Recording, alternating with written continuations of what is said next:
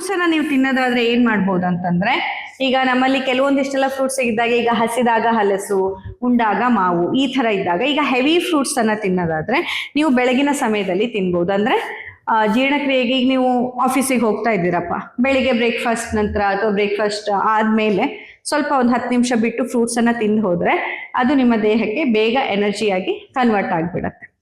ಉಂಡಾಗ ಮಾವು ಅಂದ ರೀತಿಯಲ್ಲಿ ಕೆಲವೊಂದೆಲ್ಲ ಈ ಬಾಳೆಹಣ್ಣು, ಮಾವಿನ ಹಣ್ಣು, ಈ ತರದೆಲ್ಲ ಊಟ ಆದ ಮೇಲೆ ನೀವು ತಿನ್ನೋದು ಒಳ್ಳೇದು. ಇದೆಲ್ಲವನ್ನ ಕೂಡ ಹೇಗೆ ಅಂತಂದ್ರೆ ನಿಮ್ಮ ಮೀಲ್ ಜೊತೆನೆ ಕಂಬೈನ್ ಮಾಡ್ಬೇಕು. ರಾತ್ರಿಗೆ ಆದಷ್ಟು ಹಣ್ಣನ್ನ ಕಡಿಮೆ ಇಟ್ಕೊಳ್ಳಿ, ಯಾಕಂದ್ರೆ ಹಣ್ಣು ಕೂಡ ಶೀತಗುಣ ವೀರ್ಯ ಇರುವಂತದ್ದು, ವಾತ ಕೂಡ ಶೀತ ವೀರ್ಯ ಇರುವಂತದ್ದು. ಸೊ ನೀವು ರಾತ್ರಿ ಊಟಕ್ಕೆ ಅಥವಾ ರಾತ್ರಿ ಊಟ ಆದ್ಮೇಲೆ ಎಲ್ಲ ಹಣ್ಣು ಕಟ್ ಮಾಡಿ ತಿನ್ನೋ ರೂಢಿ ಇದ್ರೆ ವಾತ ದೋಷವನ್ನ ಅದು ಹೆಚ್ಚು ಮಾಡುವ ಸಾಧ್ಯತೆ ಇರುತ್ತೆ.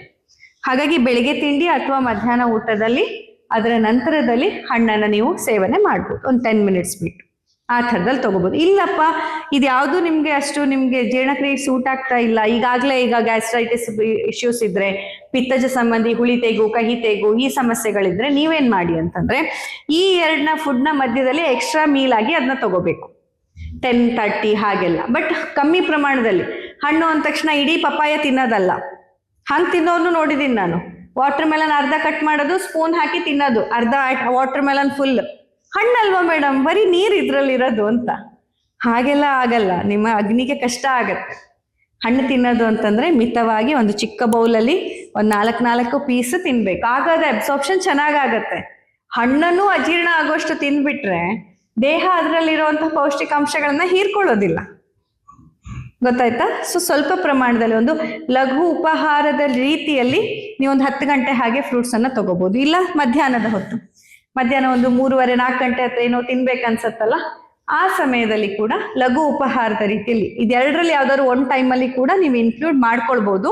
ಇಫ್ ಯು ಆರ್ ಅ ರೋಗಿ, ಅಂದ್ರೆ ಆಲ್ರೆಡಿ ಇಶ್ಯೂಸ್ ಇದ್ರೆ, ಆಲ್ರೆಡಿ ಹೆಲ್ತ್ ಇಶ್ಯೂಸ್ ಇದ್ರೆ. ಬಟ್ ಹೆಲ್ದಿ ಇಂಡಿವಿಜುವಲ್ ಆಹಾರದ ಪೂರ್ವದಲ್ಲಿ ಅಥವಾ ಆಹಾರದ ನಂತರದಲ್ಲಿ ಒಂದು 10 ನಿಮಿಷ ಆಚೆ ಈಚೆಯಲ್ಲಿ ನೀವು ಅದನ್ನ ಇನ್ಕ್ಲೂಡ್ ಮಾಡ್ಬೋದು.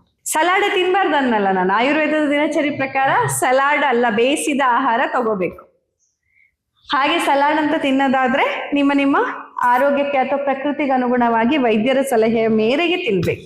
ಅಂಥದ್ದೆಲ್ಲ ತಿಂದೆ ಇವಾಗ ಆಸ್ಪತ್ರೆಗಳು ಹೆಚ್ಚಿಗೆ ಬೆಳೀತಾ ಇರೋದು, ರೋಗಿಗಳ ಸಂಖ್ಯೆ ಜಾಸ್ತಿ ಆಗ್ತಿರೋದು. ಬಿಕಾಸ್ ಮೆಟಬಾಲಿಸಮ್ ಹಾಳಾಗ್ತಾ ಇರುತ್ತೆ, ಒಟ್ರಾಶಿ ಎದ್ನೇನೋ ಎಲ್ಲದೂ ಒಳ್ಳೇದೇ, ಕೆಟ್ಟದ್ದು ಯಾವುದೂ ಅಲ್ಲ. ಸಲಾಡ್ ಕೆಟ್ಟದಂತ ಹೇಳ್ತಿಲ್ಲ, ಆದ್ರೆ ಅದು ನಿಮ್ಮ ಅಗ್ನಿಗೆ ಪೂರಕವಾಗಿರ್ಬೇಕು, ಆಗ ಮಾತ್ರ ಅದು ತಿಂದಾಗ ನಿಮ್ಗೆ ಅನುಕೂಲ ಆಗತ್ತೆ. ಬಟ್ ಈಗಾಗ್ಲೇ ಅಗ್ನಿಯಲ್ಲಿ ದೃಷ್ಟಿ ಇದೆ, ಈಗಾಗ್ಲೇ ಅಗ್ನಿ ಡಿಸ್ಟರ್ಬ್ ಆಗಿದೆ ಅಂಥವ್ರು ಮತ್ತೆ ಪುನಃ ಈ ಸಲಾಡ್ ಅನ್ನು, ಹಸಿ ತರಕಾರಿ ಜ್ಯೂಸ್ಗಳನ್ನು ಕುಡ್ದಾಗ ಅದೆಲ್ಲ ಕುಡಿದುನೆ ಮೆಟಬಾಲಿಕ್ ಡಿಸಾರ್ಡರ್ಸ್ಗಳು ಜಾಸ್ತಿ ಆಗಿದೆ. ಈಗ ನೋಡಿ, PCOD ಅನ್ನ ಕೂಡ ನಾವು PMOS ಅಂತ ಹೆಸರು ಚೇಂಜ್ ಮಾಡಿ ಆಯ್ತು ಮೆಡಿಕಲ್ ಸೈನ್ಸ್ ಅಲ್ಲಿ. ಯಾಕಂತಂದ್ರೆ ಅದು ಬರೀ ಅಂಡಾಣು ಕೋಶಕ್ಕೆ, ಗರ್ಭಕೋಶಕ್ಕೆ ಸಂಬಂಧಪಟ್ಟ ಸಮಸ್ಯೆ ಅಲ್ಲ, ಇಡೀ ಮೆಟಬಾಲಿಕ್ ಸಿಸ್ಟಮ್ ಅನ್ನ ಅದು ಎಫೆಕ್ಟ್ ಮಾಡುತ್ತೆ. ಡಯಾಬಿಟಿಸ್, ನಿಮ್ಮ ಮೆಟಬಾಲಿಸಮ್ ಹಾಳಾಗೋದ್ರಿಂದ ಬರುವಂತಹ ರೋಗ.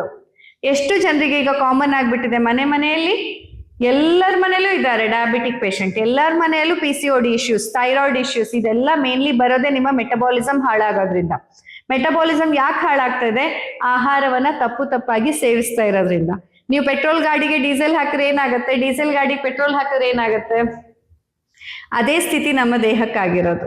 ಇಲ್ಲ, ಜ್ಯೂಸ್ ಅನ್ನೋದು heavy for digestion. So if you are a healthy person, ನೀವು ವೈದ್ಯರ ಸಲಹೆಯ ಮೇರೆಗೆ ಜ್ಯೂಸನ್ನ ಕುಡಿಬಹುದು. ಬಟ್ ಈಗಾಗಲೇ ನಿಮ್ಮಲ್ಲಿ IBS ಇದೆ, ವಾತಜ ಸಮಸ್ಯೆ ಇದೆ, ಪಿತ್ತದೃಷ್ಟಿ ಇದೆ, ವಾತ ಪಿತ್ತ ಕಫದಲ್ಲಿ ಇಂಬ್ಯಾಲೆನ್ಸ್ ಇದೆ ಅಂದ್ರೆ ದಯವಿಟ್ಟು ಜ್ಯೂಸನ್ನ ಕುಡಿಬೇಡಿ. ವೈದ್ಯರ ಸಲಹೆ ಇಲ್ಲದೆ ಕುಡಿಬೇಡಿ, ವೈದ್ಯರ ಸಲಹೆಯ ಮೇರೆಗೆ ಕುಡೀರಿ. ನಂದೇನು ಅಭ್ಯಂತರ ಇಲ್ಲ. ಈಗ ನಾನೇ ಅಂತಲ್ಲ, ನಿಮ್ಮ ಫ್ಯಾಮಿಲಿ ಡಾಕ್ಟರ್ ಅಥವಾ ನೀವು ಯಾವ್ದಾದ್ರು ಒಬ್ರು ಡಾಕ್ಟರ್ನ ಕನ್ಸಲ್ಟ್ ಮಾಡಿ ನಿಮ್ಮ ದೇಹದ ಪ್ರಕೃತಿಗೆ ಅವ್ರು ಕುಡೀರಿ ಅಂತಂದ್ರೆ ಖಂಡಿತ ಕುಡೀರಿ, ನಾನಿಲ್ಲ ಅನ್ನಲ್ಲ.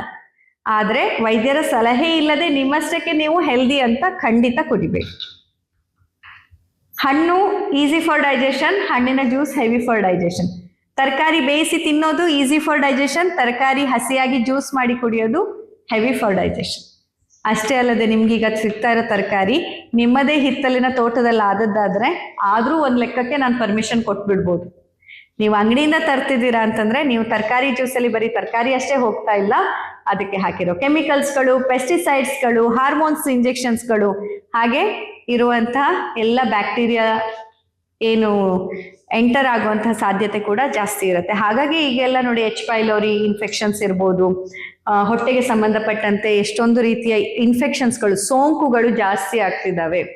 ಯಾಕಂತಂದ್ರೆ ನೀವು ತಿನ್ನುವಂತಹ ಆಹಾರ ಶುದ್ಧ ಇರೋದಿಲ್ಲ. ನಿಮ್ಮ ಮಟ್ಟಿಗೆ ಅದು ತರಕಾರಿ ಜ್ಯೂಸ್ ಹೌದು, ಆದ್ರೆ ಅಲ್ಲಿ ತರಕಾರಿ ಮಾತ್ರ ಹೋಗ್ತಾ ಇಲ್ಲ, ಅದರೊಟ್ಟಿಗೆ ಎಲ್ಲ ಕ್ರಿಮಿನಾಶಕ, ಕೀಟನಾಶಕ, ಗೊಬ್ಬರ, ರಾಸಾಯನಿಕ ಗೊಬ್ಬರಗಳು, ಎಲ್ಲ ಕೆಮಿಕಲ್ಸ್ಗಳು ಕೂಡ ನಿಮ್ಮ ಹೊಟ್ಟೆಗೆ ಹೋಗ್ತಾ ಇದೆ. ಅಟ್ಲೀಸ್ಟ್ ಅದನ್ನ ನೀವು ನೆನೆಸಿ ಬೇಯಿಸಿ ಎಲ್ಲ ಮಾಡಿ ತಿಂದಾಗ ಒಂದು ಮಟ್ಟಿಗೆ ಅದರ ತೀಕ್ಷ್ಣತೆ ಕಡಿಮೆ ಆಗಿರುತ್ತೆ. ಅಷ್ಟೇ ಅಲ್ಲದೆ ಹಸಿ ತರಕಾರಿಗಳಲ್ಲಿ ಒಂದಿಷ್ಟು ರಾಸಾಯನಿಕಗಳು ನ್ಯಾಚುರಲಿನೂ ಬರೋದಿರುತ್ತೆ. ಈಗ ಉದಾಹರಣೆಗೆ ನೆಲ್ಲಿಕಾಯಿ ಅಥವಾ ಬೀಟ್ರೂಟು, ಇವುಗಳೆಲ್ಲ ಹಸಿಯಾಗಿ ನೀವು ಜ್ಯೂಸ್ ಮಾಡಿದಾಗ ಅದರಲ್ಲಿ ನೈಸರ್ಗಿಕವಾಗಿ ಒಂದಿಷ್ಟು ರಾಸಾಯನಿಕ ಕಾಂಪೌಂಡ್ಗಳು ಏನಿರುತ್ತೆ ಅದು ನಿಮ್ಮ ಕಿಡ್ನಿಗೆ ಅಥವಾ ನಿಮ್ಮ ಲಿವರಿಗೆ ಮಾರಕ ಆಗಬಲ್ಲದು ತುಂಬಾ ಸಮಯ, ತುಂಬಾ ಜಾಸ್ತಿ ಪ್ರಮಾಣದಲ್ಲಿ ಪ್ರತಿನಿತ್ಯ ಕುಡಿದ್ರೆ.